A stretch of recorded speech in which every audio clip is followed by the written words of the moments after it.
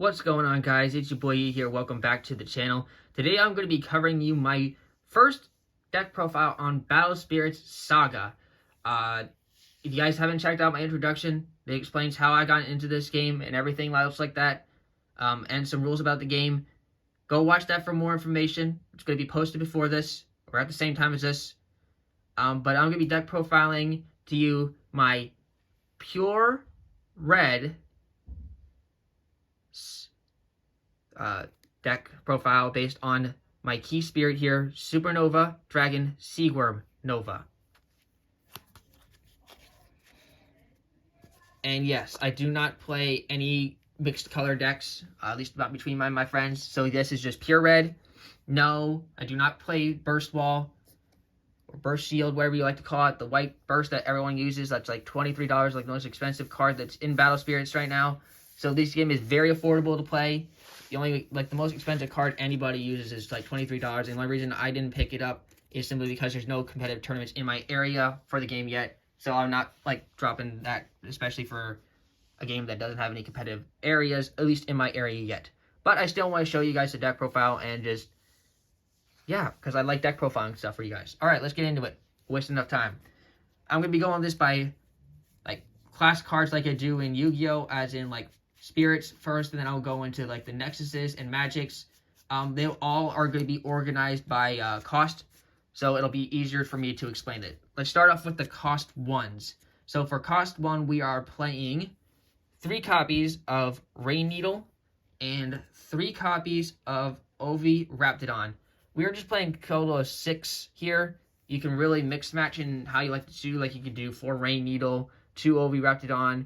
But I just think I just like playing this ratio of 6. I like some early game. These cards are really easy to put out because there's only 1 reduction cost, and the cards cost is 1. They're very free to put out on the field to get extra reduction costs, and I think they're absolutely crucial. Any card like this is really kind of crucial in any kind of Battle Spirits deck. It doesn't matter if it's highly aggressive or not. They're just necessary. I can't explain it more than that. So, but I like the even number of 6. I'm not going to explain to you, like the reasoning of like every single card. I'll just explain to you some of their effects if it's necessary. Onto the cost 2s, because that's all for cost 1. We are playing 2 copies of Dragon Trooper. This guy is kind of nice because he gets a passive effect on levels 1 and 2, so at all levels. It just gets 200 BP, its battle points, the same as the number here, marked on the quarter, whenever it attacks. And it's really good because it has 2 reduction costs and it costs 2, so just like the 1 cost we just talked about, this card is pretty easy to get out for free.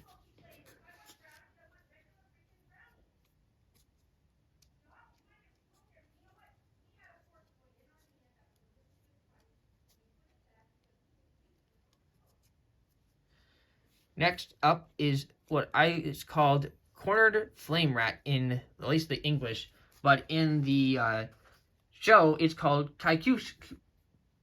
Yeah, Kaikuso or something like that. I think that's how you pronounce it. But it's a Emperor Beast that I liked. It's really like it's level 2 and 3 passive effect. When the spirit attacks, draw a card when you reduce your opponent's life with the spirit's attack. So it's really good for digging into your deck. And in this specific version on the Siegwurm deck, we really like to have a big hand because we really want to get as soon as possible into our combo to get into the big boy himself. And it's a 2-card reason that you need to get there. Yeah, so progressing in there is good, and also getting enough spirits to either like rush down and crush them first or get to that engine is essential. And then the last level 2 spirit we are playing is 2 copies of Flamefish. This card is really nice because it has a like on destruction effect. If I had the Soul Core on it, I just destroy an opponent's spirit that has 4,000 or fewer BP. It's nice. I like it because it can like act as like a little bit of defense when playing the game. But I play exactly 8 cost 2s because I don't think you need any more than that. And like I said, when it comes to any kind of deck, especially in Battle Spirits, I like having an equal number of stuff. Sometimes I have to crack over the ratio because there's 50 cards, but I try to make it as even as possible so I can have a consistent number.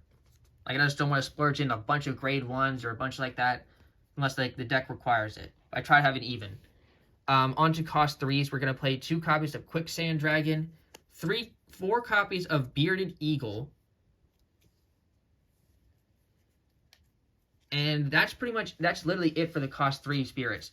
I like these two for a couple reasons. Quicksand Dragon is a really easy card to get out for that has a 5,000 BP for like pushing.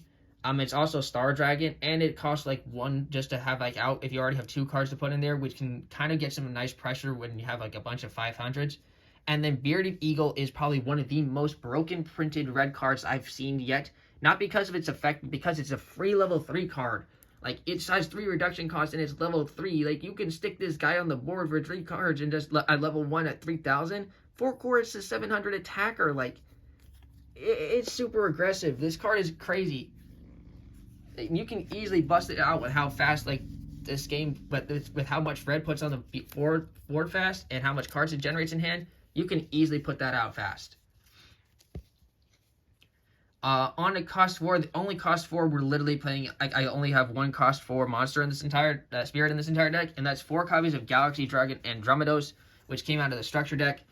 For Galaxy Dragon Andromedos, it has a passive level 1, 2, and 3, and it's when you summon a Star Dragon Spirit card, which marked up here, count each symbol on this spirit as 2 symbols when calculating reduction cost, which means this card counts as 2.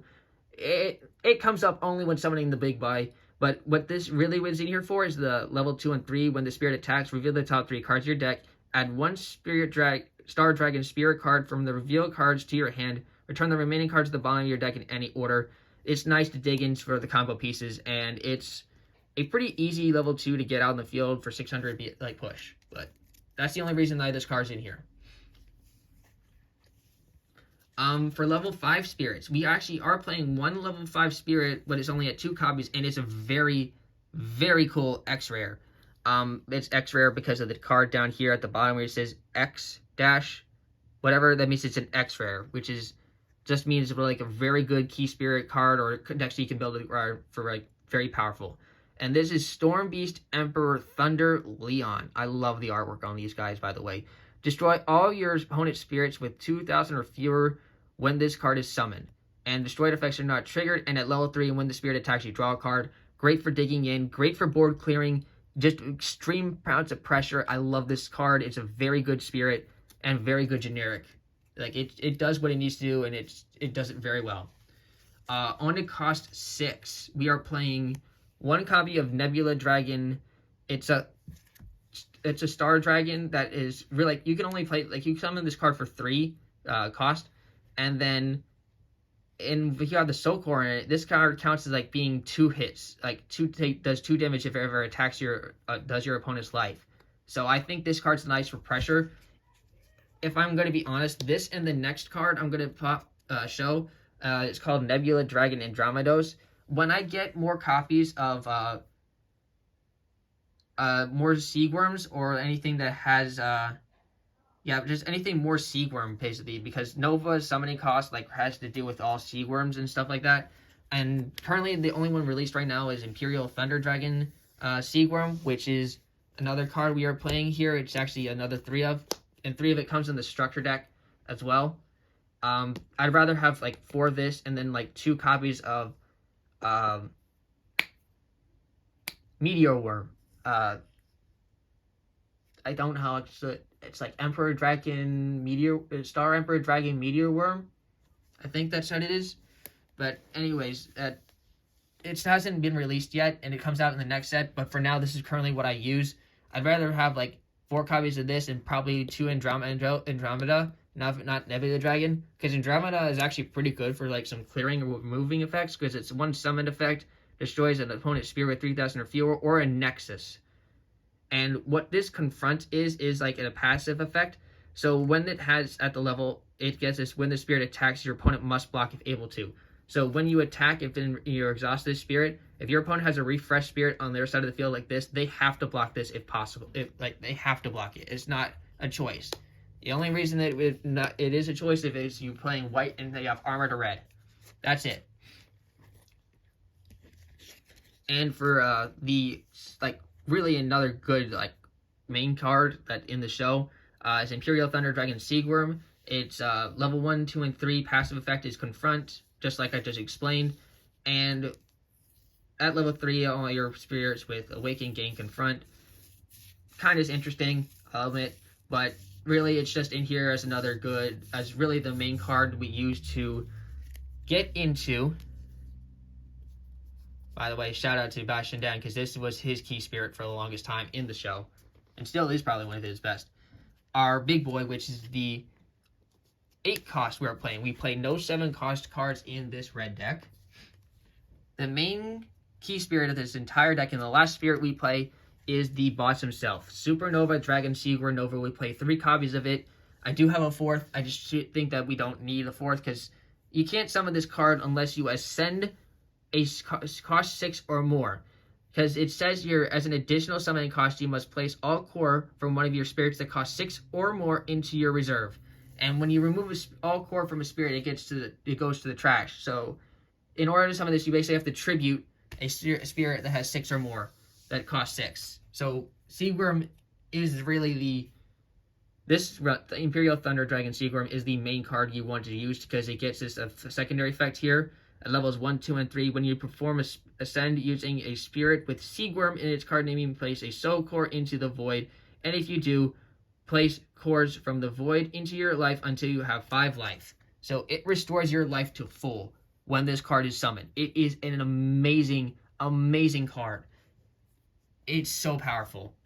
And it's level 2 and 3 when the spirit attacks. Select any number of your opponent's spirits with a combined total of 10,000 or fewer BP and destroy them. This card is crazy. It's so cool too, looking like a main boss.